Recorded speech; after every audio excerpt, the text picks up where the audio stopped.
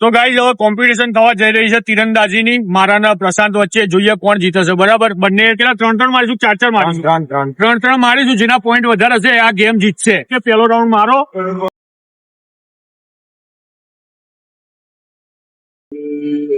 7 point. લાસ્ટમાં બધા point count કરવામાં આવશે. તો 14.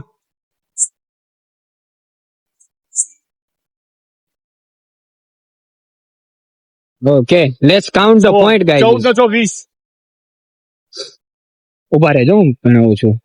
હવે પ્રશાંત નો વારો છે ભાઈ. બરાબર પ્રશાંત, મારા 20 પોઈન્ટ છે. 2 7-7 ના મારે, 1 6 નું મારે. ચલો 5 7 6 7 છે. 6 છે. આપણે જઈશું નજીક જઈને.